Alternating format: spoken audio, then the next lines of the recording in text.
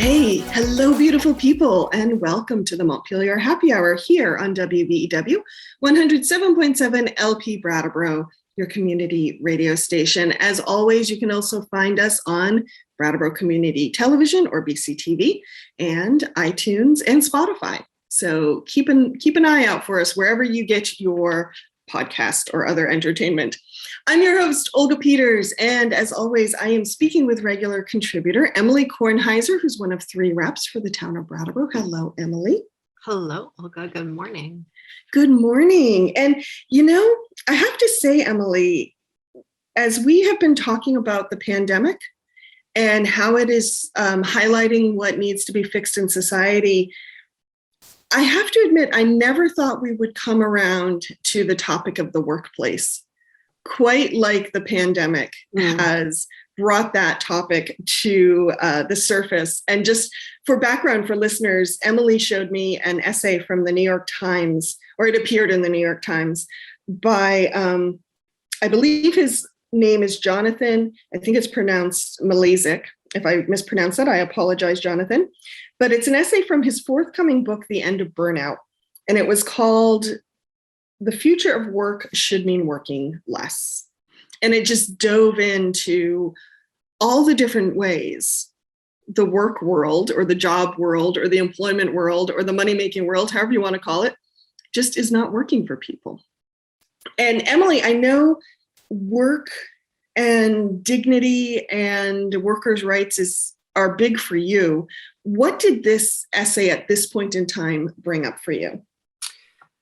Oh, Olga, it really reinforced so many of the ideas that have been bubbling to the surface. So I've been working a lot, as you know, and as we've discussed previously, recently on unemployment insurance. And there are these conversations brewing all over the country, including in Vermont, about how unemployment insurance benefits aren't sufficient for folks who are out of work and that people aren't going back to work fast enough. And I'm appreciative of the few folks I know who can sort of hold both of those realities, right? And I have some colleagues who can, across the aisle, actually. And when we talk about it, the question is, why aren't people going back to work? And it's not because the social service system isn't kicking them out on their ass soon enough. Right.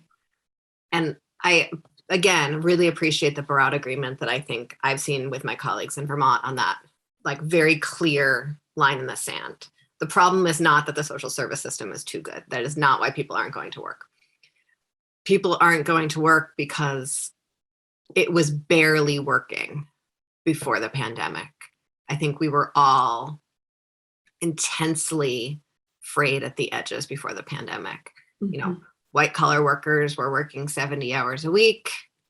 Folks who worked sort of away from desks, blue collar, pink collar, whatever collar, service workers were working multiple jobs with unsteady schedules for not enough money, being treated often terribly. And then the pandemic happened. And it got even harder, right? Like childcare got that much harder. Obtaining groceries got that much harder. You know, like it just took that much longer. The thing wasn't in the store. And we were all so much more stressed. And so people were even ruder to the folks who were providing services to them, or conflict arose so much more easily, or people started taking their things out at work, or people had to like come home after a 12-hour shift and then spend an hour decontaminating. And I think we all, so many of us reached a breaking point and can't quite get our hand around what going back would even look like, how that's even possible. With childcare, for anyone who has tried to work anything close to a regular job with kids under the age of 18, there even a salaried job with benefits never provides enough vacation time to actually line up with the amount of time your child is out of school, right? And the school day never ever matches the hours at the job you have, ever. Right. No. And it's just wild, like the incredible mismatch that we have across our lives that we try to piece together. And what this essay highlighted for me is just like how many people have said no more and retired early, or just can't find their way back. And I don't think it's people are saying, I'd rather live in poverty than do that. I think people are saying, I can't fathom how to do that. I just like can't get my head around it anymore. And so in Vermont, I'm really like sharing an essay with you on this, Olga. I think in Vermont, I hear from so many employers too about like, everywhere you go, there's signs on the door, or, reduced hours, or reduced services, or people can't get enough employees. And I think what I'm starting to get to, and there was also a really great essay in Digger about about someone who'd worked in food service their whole life and was saying like, why would I go back? Yep. And so I think we really I'm hopeful. We know wages have gone up in this time, but I'm hopeful that there's more than that we can really rethink, that this is the time to rethink, like, what is a shift? What does a shift look like? How many shifts maybe do we need so that people can get, so that's all of it for me. I was mulling this over this morning, and for me, it's highlighted what a point of transition I feel we're in, and the pandemic I feel has created a lot of transitions, personal, cultural, societal, across the board for many people. And I'm one of those folks who in the pandemic changed jobs. Congratulations. In part because I needed a little more support.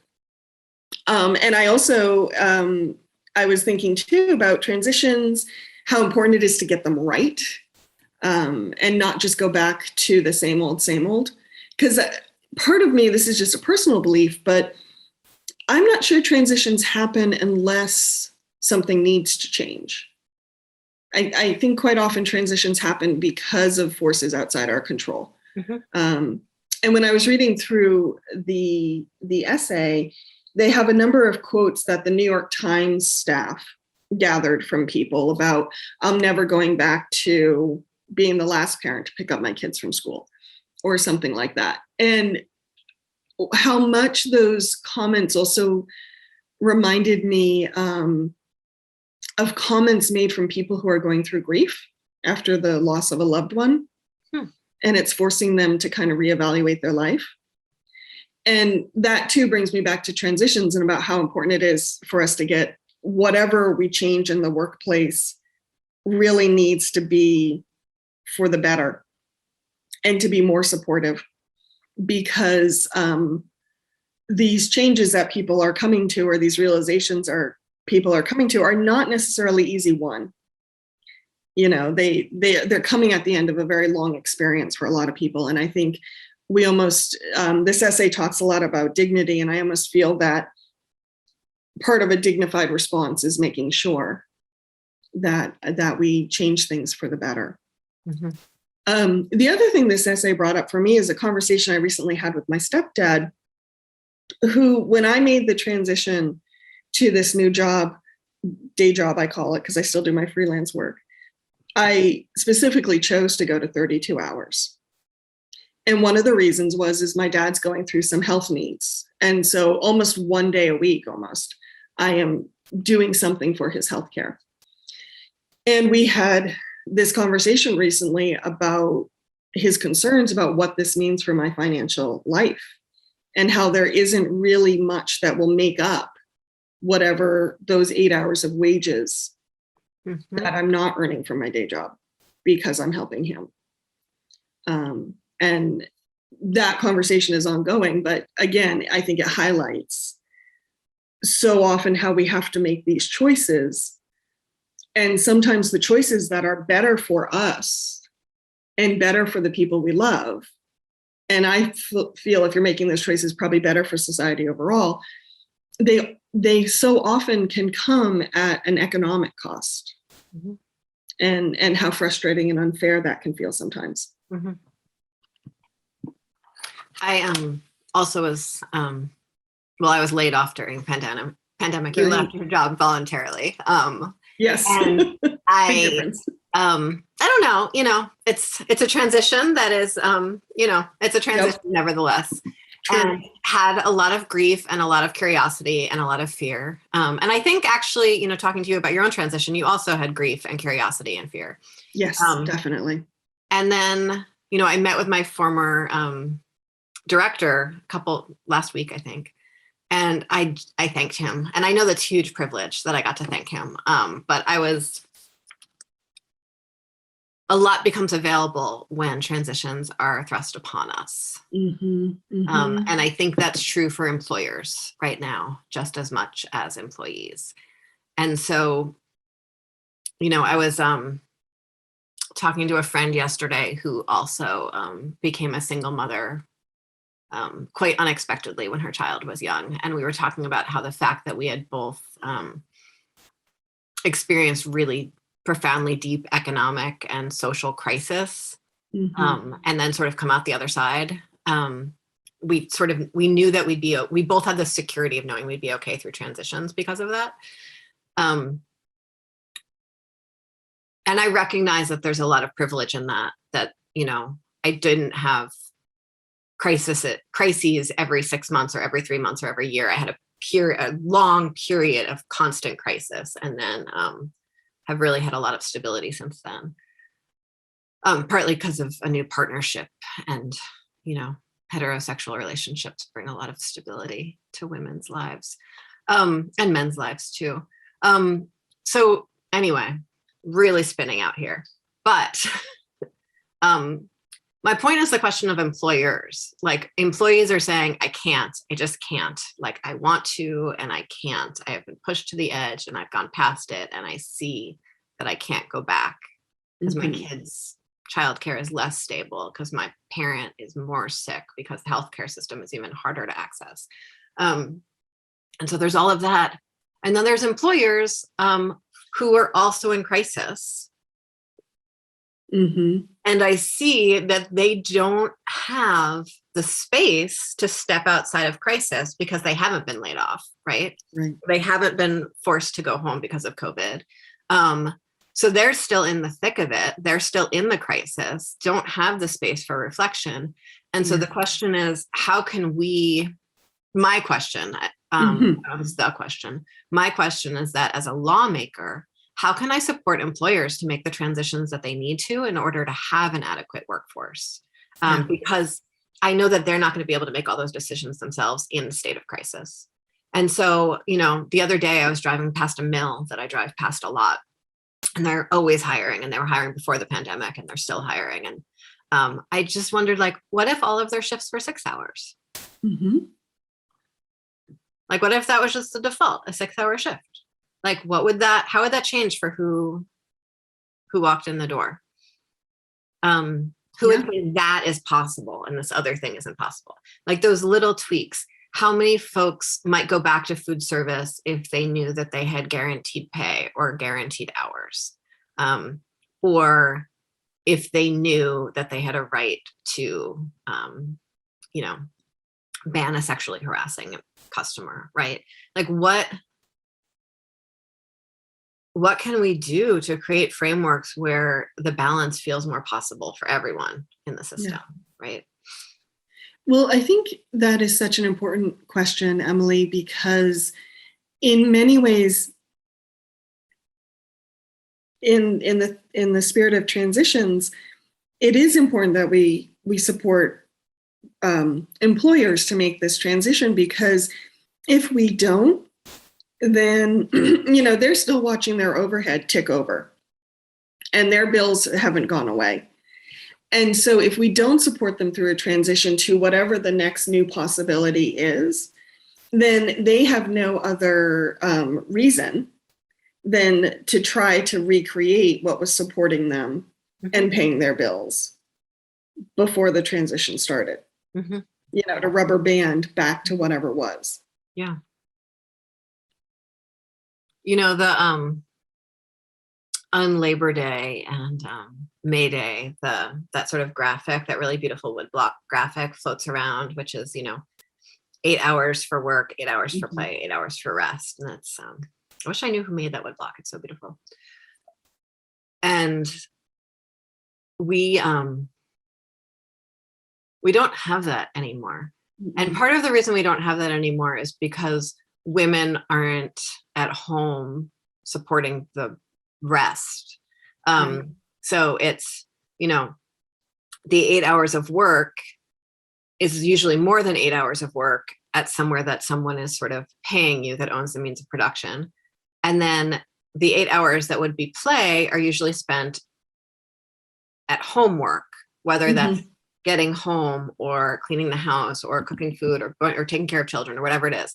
And what was called play, and actually and then that 8 hours of rest, I read another really fantastic essay recently about how it's a term that actually sort of phrase that originated in China, but it's called revenge procrastination.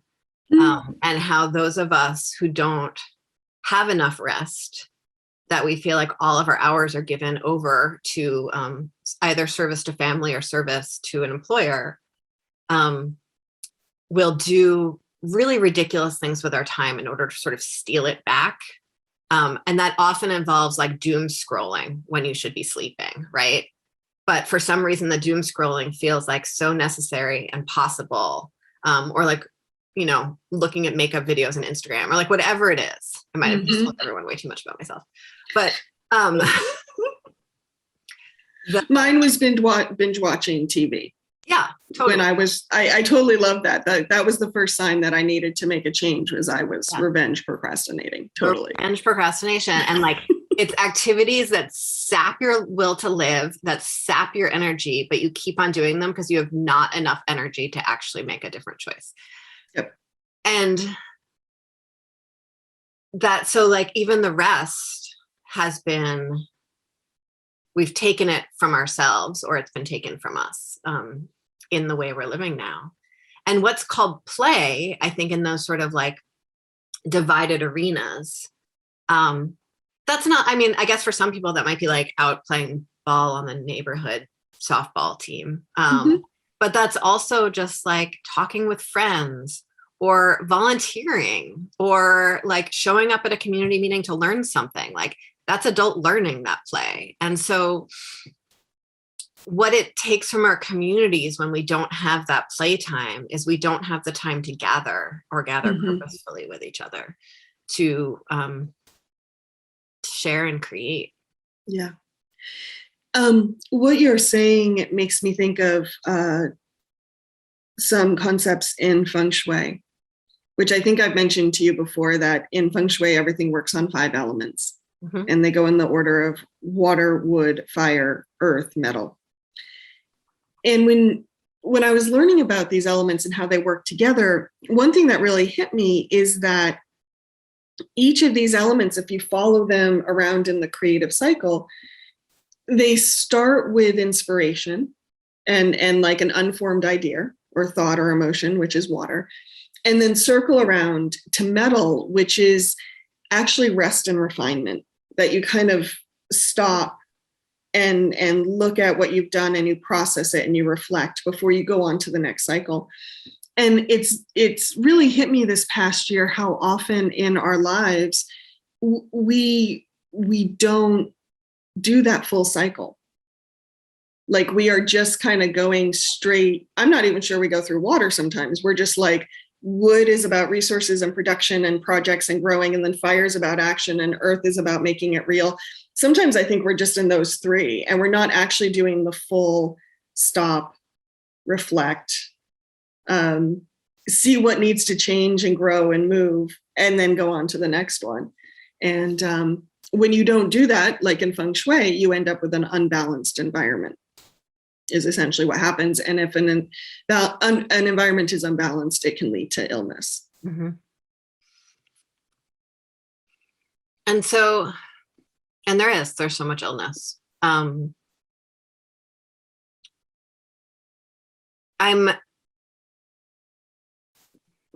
Honestly, I'm not always as hopeful on Fridays as I am on Mondays, and we usually talk on Fridays, Olga.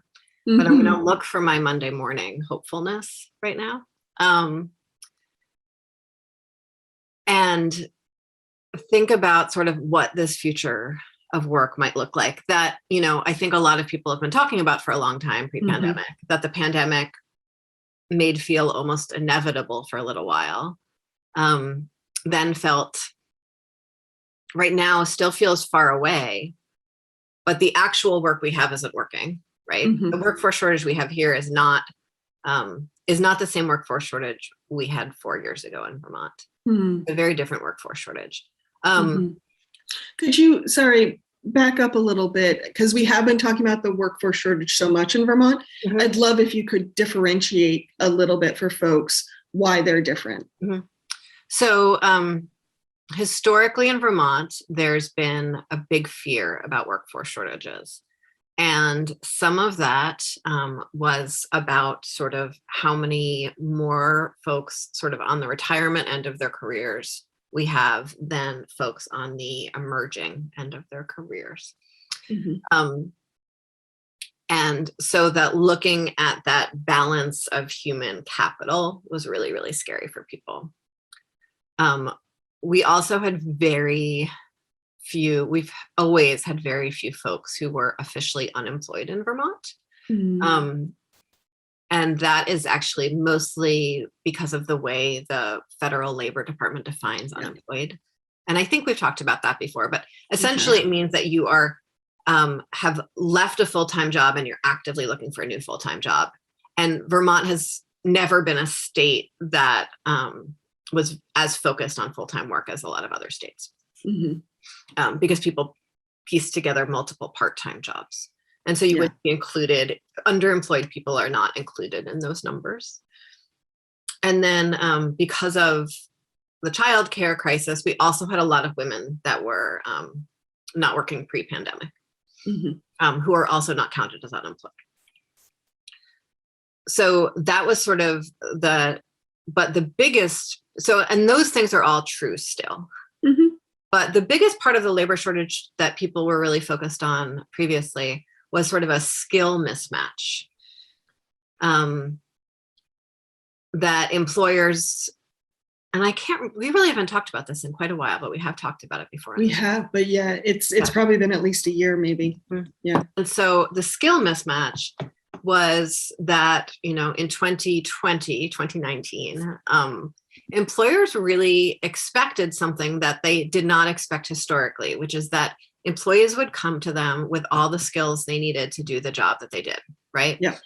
And that's not how work has existed sort of in the history of industrial America, post-industrial America. I think, even through the 80s and maybe even early 90s, employers were quite willing to train someone with sort of a very broad swath of almost skills and say like, okay. Mm-hmm. Well, and I would say a lot of places had different levels of jobs too, where you could start like literally at entry level and then work your way up. And that was almost a form of training. Yes. And progression as well. Yeah. And part of it is because of Vermont's very much smaller businesses. There's a lot less of opportunity. There's a lot of, there's not a lot of movement within a single employer in Vermont because of how small the businesses are. And part of it is that our very small employers don't have the capacity for training that a large employer would. Right. And so there was a lot of sort of looking to the state to do that training, and a lot of disconnects between our education system and our career training system that needed work. And so a lot of those things, and then there was, some people who thought that Vermont had a shrinking population. Mm-hmm. And so those things are still somewhat true. There's still the disconnect between sort of graduates and careers. But it's not actually that many people that are sort of caught in that disconnect, which means one, it's a solvable problem because it's really only a few people. Mm-hmm. And two, it's not actually like the problem at the scale that we're looking at it now. Okay. So now we just have people who have left the workforce. And some of that is, parents at home taking care of their children. That's a lot of it. A lot of it is folks taking care of other sick folks in their family or other people in need of caretaking. A lot of it is people who have left the workforce because of health concerns, right? It's that I don't feel safe in my workplace. Right. And that's not something that people did before, though there were a lot of people who didn't feel safe in their workplace before. Unfortunately, yes. Yeah. And so that's more sort of the workforce shortage that we have in front of us right now. It's the people who can't make it work. And then the last piece that we don't talk about that much in Vermont is all of the folks who are experiencing mental health and substance use challenges, who have worked before and aren't working now and are in treatment or not in treatment. But the workplace really is not able to accommodate what they need in terms of mental health or substance use support because of, again, hours and schedules and flexibility. And so that's a really and then also insurance, but I don't know if we need to get into that right now. So that's a whole other can of worms. A whole other can of worms. But that's a really interesting piece of this whole puzzle, given that we have really like a whole generation of folks who experience substance use. Mm-hmm. So we're just about out of time in this first half, but before I derailed you asking about workforce shortages, you said you were going to try to find some of your Monday hopefulness to share. Did you find it, or do we need to circle back to it? I found it in that, like, we thought this thing was very possible at the beginning of the pandemic, and then it didn't feel like anything was going to change. And now again, it feels like change is possible. It feels like the state is going to need to support employers to adjust to this, to adjust to the needs of workers. It feels like that's the only way out of this situation, is for employers to adjust to the needs of workers. And that is such a profound rebalancing that has such far-reaching impacts for how we understand the economy, or how we have understood the economy for the last 30 years, for how we understand GDP and all of our other economic metrics. It's a really interesting, like I said, a rebalancing that I don't think we've seen the likes of since the 50s. And I'm so curious about it. Mm-hmm. And isn't it exciting that we get to be a part of it? Yeah. So the Montpelier Happy Hour folks will return in a moment. We're just going to hear from some of our underwriters, but stay tuned. Emily and I shall return. Welcome back to this second half of the Montpelier Happy Hour here on WVEW 107.7 LP Brattleboro, your community radio station. If you're just joining us, I am your host, Olga Peters, and I'm speaking with regular contributor and representative Emily Kornheiser. Hello, Emily. Hi, Olga. Welcome back. And what do we need to remind listeners of? The views and opinions expressed here on the Montpelier Happy Hour are those of the host and the guests, and not the radio station or the TV station or whatever platform they're being streamed upon. Why? Thank you. You're welcome. So Emily and I have been talking about the nature of the workplace. I keep wanting to say post-pandemic, but ongoing pandemic. I like to say this phase of the pandemic. Very nice. This phase of the pandemic. And we have been inspired, this conversation's been inspired in part by an essay that appeared in the New York Times called The Space to those were my notes. The future of work should mean working less. And it will be part of a forthcoming book called The End of Burnout. So Emily, with your legislative hat on, talk to me a little bit about some of the conversations that are happening in the legislature. And I'm also curious if you know this, you may not, But are there laws around labor in Vermont that maybe might need to change if we want employers to make some of these changes? Mm-hmm. So again, we're out of session, so there are no like actual laws moving around right now, right? But some conversations and ideas that I will sprinkle throughout our conversation. And maybe I can like list a handful of them and you can pick one for us to dive deeper in first. Does that sound good? Okay, that sounds good. So there are conversations about our career technical education system, how it connects to our other workforce training systems, what or what not the Department of Labor's role in this is. And we put a huge amount of money into these scholarships, these sort of COVID scholarships for the state college and community college system that were snapped up like overnight.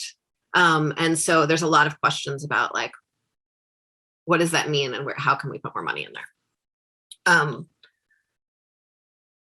There are questions around how we qualify people as employees or not employees and what that means for both employers and employees, including sort of what means full-time and what do full-time and part-time mean. And there are both tax implications for that and sort of fee implications for that. That's all very interesting. There are questions around what benefits, and this is something we've talked about so much, what benefits can be provided at the public level to take that benefit burden both off of employers so that they can pay more in wages and off of employers so that employers that do provide benefits aren't in a difficult price competitive position with employers who don't provide benefits. And so there's that question as well. So those are sort of probably the biggest three things that are sitting with me right now on this. I would love to dive in a little bit into about classifying workers, because that is something that, as someone who has worked multiple jobs in this state, has been tough for me at times. And I can imagine, I have seen employers struggle with how to classify workers very honestly. Like, how do I do this to be in compliance with the law and serve my workers? I've also seen some employers classify people so they could get around other things, like benefits, which to me as an employee always felt a little bit nefarious. So yeah, I would love just to, on a selfish level, dive into that one. So broad strokes, when someone is classified as an employee, they are protected by all of the labor laws that we've been fighting for and putting in place in this country for the last 100-something years. And if they're not classified as an employee, they're not. So it's easier to have someone who's not classified as an employee because you just give them money for their work and they carry on. And as someone who right now is working as a consultant, I am not classified as an employee. There's also things that I find that I kind of love about it. Like, I don't feel attached to my employer and subject to my employer and all of these things, even though I'm totally bound. And like, if they let me go tomorrow, I wouldn't know how to pay my bills. But somehow it gives me this like magical feeling of freedom, which is a total mirage. And in some ways feels almost like that revenge procrastination, that I'm like stealing freedom from capitalism that I don't actually have because of some like weird organizational association. And that is so like, I think that's core to the Vermonter identity, that whole idea. Yeah. And freelancing, just to be upfront, freelancing makes me feel the same way. Yes. Yeah. And so what's interesting is the way the state of Vermont pursues employers who are misclassifying.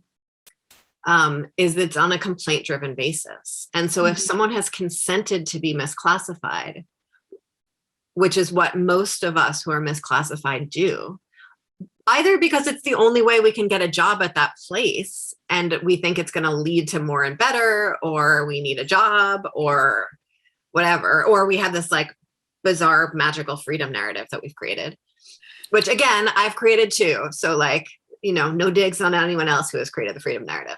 But if someone consents to being misclassified, there's really very little remedy at the state level for either supporting or penalizing employers to find their way through that, which is still illegal to misclassify. It doesn't actually matter if you consent or not. You're still misclassified. And if you're doing work for an employer that is sort of part of the core work of that employer's, you're supposed to be an employee. And so that's a really interesting part of that. And there's all kinds of different sort of pay rules and tax rules and all kinds of things woven into that makes it easier and harder for employers and employees in both cases that could use some more attention and tweaking than they get. And within that whole realm, there's the part-time, full-time that also has all of those rules attached to it. That I think we could do some good work to not incentivize people. There's no need to create a category between part-time and full-time. You either work somewhere or you don't. Okay. Yeah. So we don't need to penalize someone who's working 30 hours a week by not requiring that they receive certain benefits, right? And so there's that world that I think is really important and something that we could look at more. Okay. What the other sort of in that same land, and sorry, I jumped. Oh no, go ahead. Go for it. Is worker safety things. Right. And so we know that a lot of folks aren't working right now because they don't feel safe at work. And we know historically people have worked when they didn't feel safe at work, but the level of unsafety is much higher now, right? Yeah.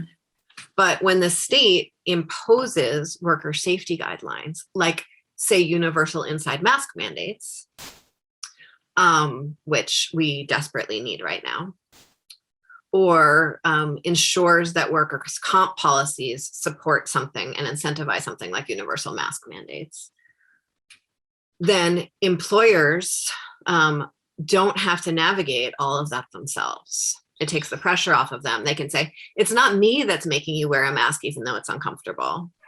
It's the state. And the people who really want to be wearing a mask at work aren't in a position of navigating all of those interpersonal struggles with their colleagues and their supervisors and not knowing if it's going to be upheld or not upheld, because it's an essential part of sort of worker safety, the same way someone wears boots on a construction site. Right. And so and people wear boots on a construction site because the person on the construction site is liable if they cut their toes off. Sometimes the Department of Labor actually provides boots to people who are going to a construction site for the first time. And in the same way, the state could be providing masks and antigen tests to employers so that they could make that step themselves, as in addition to the real need for universal mask mandates. And so that's one scenario that's sort of pandemic specific, but you can see how it applies to a different phase of the pandemic or a post-pandemic future. Thank you, Emily. Yeah. Just as a side note, a little cheeky side note, to talk about next phase of the pandemic. I don't know about you, but now when I have stress dreams about something, it usually involves me being someplace and I can't find my mask. Me too.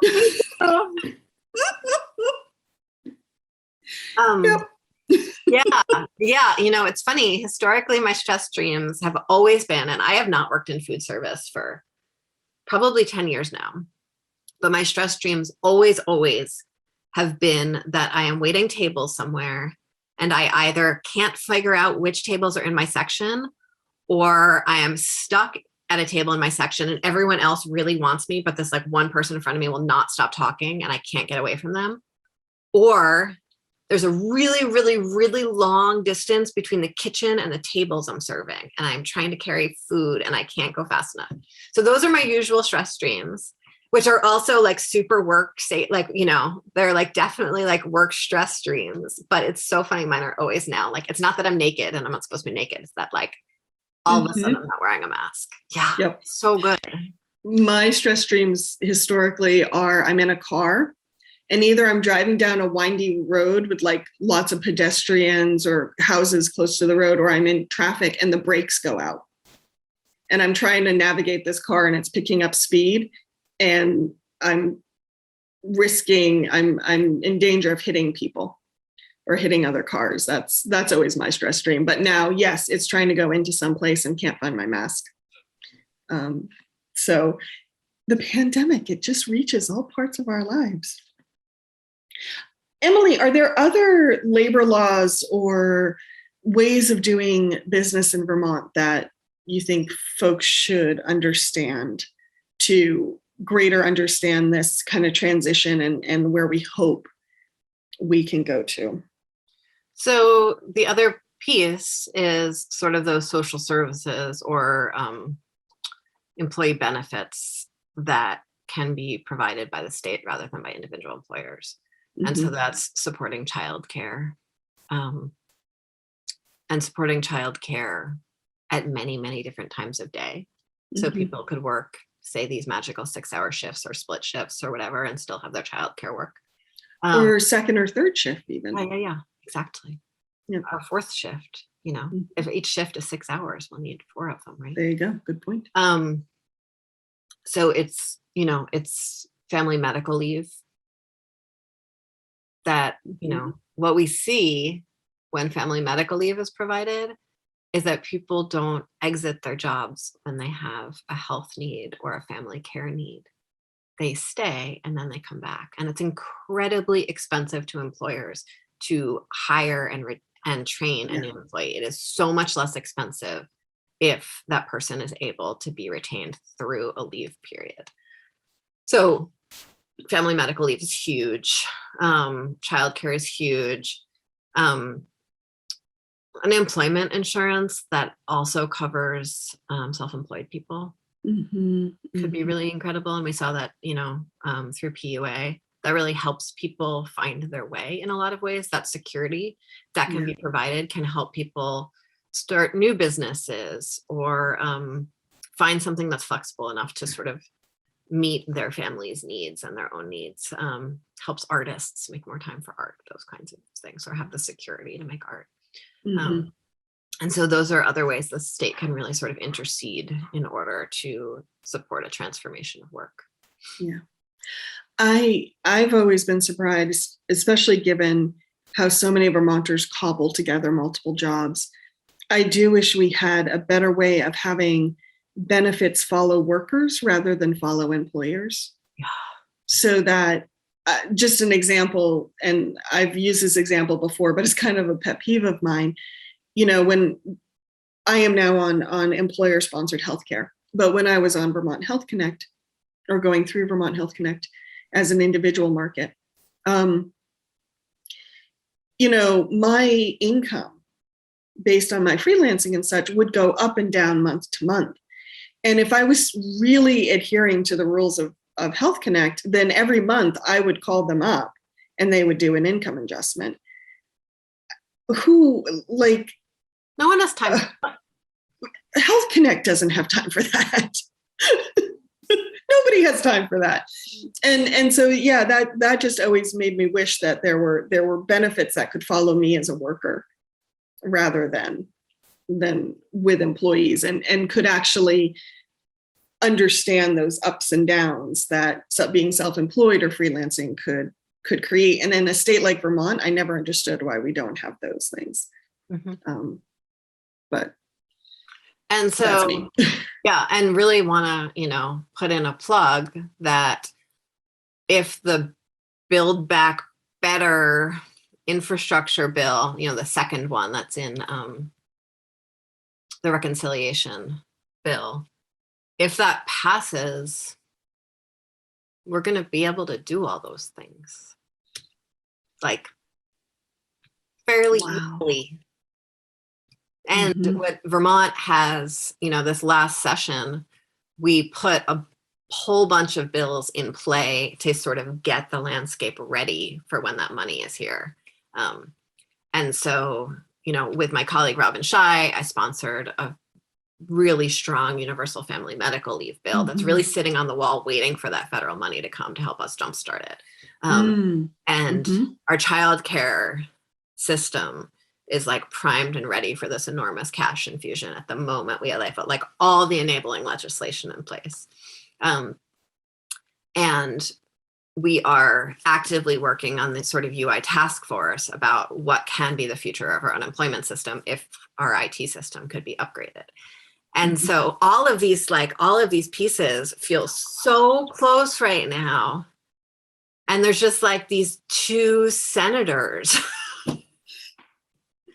That's not fair. Okay, because I just went into, this is actually a thing that both the media and all the humans do that drives me nuts.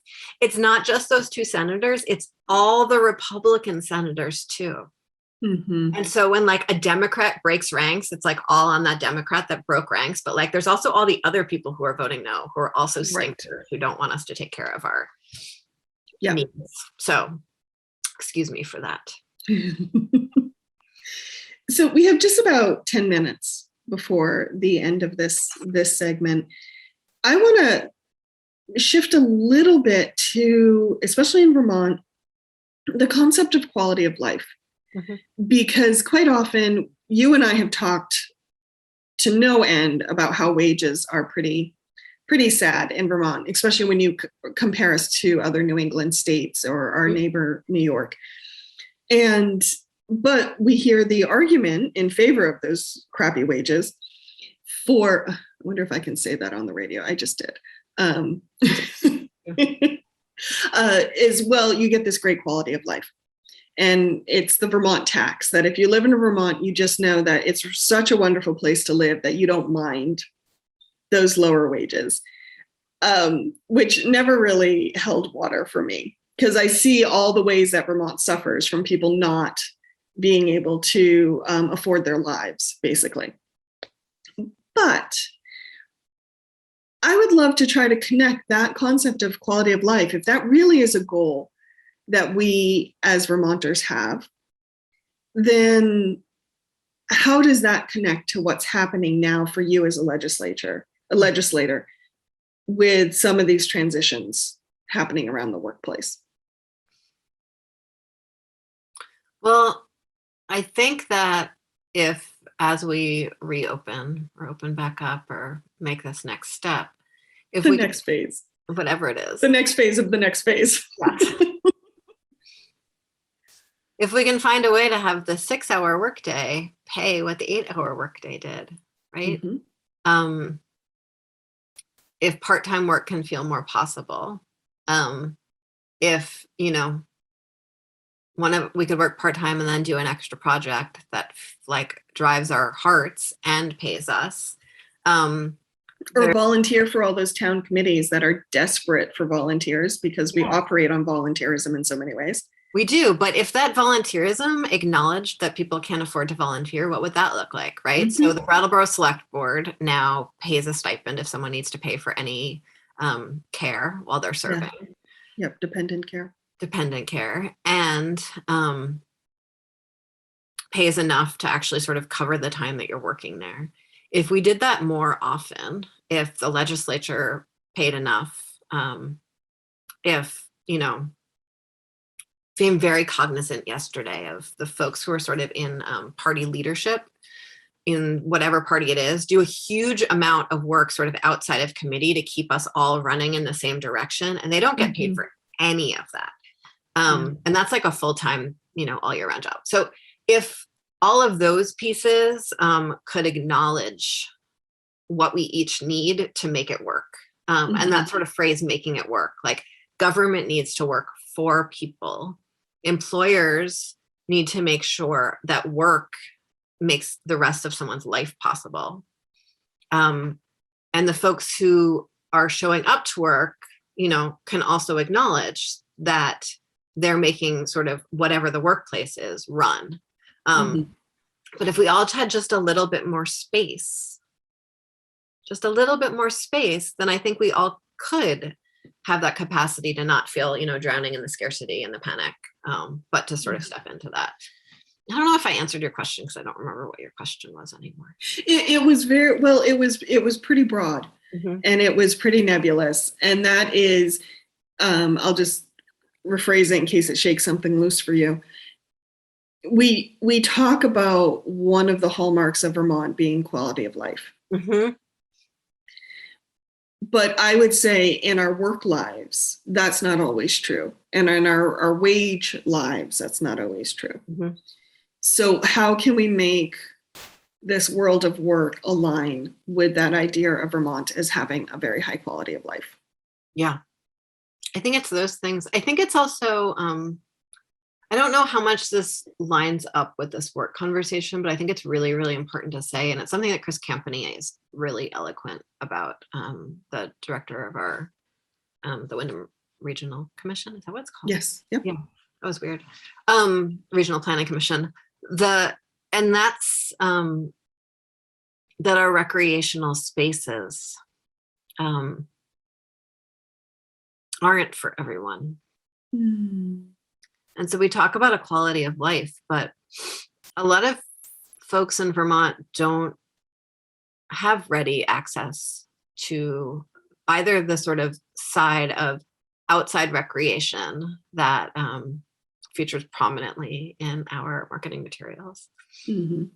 Or we have very few public spaces and places and things to do inside here. Most of our recreation is like really quite privatized in Vermont, and more of our open lands and open landscape is posted. And so quality of life also means that we have places and spaces to gather outside of our homes. And I think that's really part of whatever. I think we've all realized from the pandemic how important gathering is now that it's mostly gone. Connection. Yeah, that connection. And so when I think about quality of life, I also think a lot about our ability to gather, and that how much that's enabled by infrastructure. Very, very good point. Well, thank you, Emily. Thank you. I am looking forward to seeing, we have a lot on the horizon. You mentioned the funding package that's at the federal level right now that's being considered. A lot of towns are starting to consider what to do with their ARPA funds, and some of the public processes and public meetings around ARPA funds have started. So do a show that really soon, right? Just listeners, we're going to do a show about the town level ARPA funding soon. Right? I hope so. I hope so. I think we're still deciding who we're going to reach out to for that one. But that's a plan. Yes. That's a plan. Yeah. I think we were hoping for some of the public process to start. Yes. So we would have some conversations to draw from. And I'm excited. I mean, you were talking about your Monday morning hopefulness, and my Friday morning hopefulness is that we will finally be able to realize some of the hopes and dreams and wants that we've had in the works and kind of cooking on the back burner now that some of the funding's coming through. And I hope we will continue to dream big and push the envelope on some of that. Hey, Emily, if folks want to find out more about you or find out what you've been up to, where can they find you? Folks can go to emilykornheiser.org, where you can find links to all of my glorious social media accounts, to this podcast, actually, and to email and phone numbers and all of those things, as well as semi-regular updates on when I'm in the news or any newsletters I send out.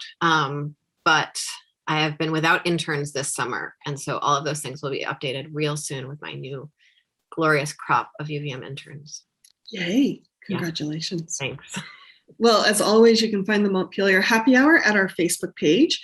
at the Montpelier Happy Hour.captivate.fm. That's our website, as well as iTunes and Spotify and BCTV in your public access station near you. Have a great weekend, everyone. We'll be back next week.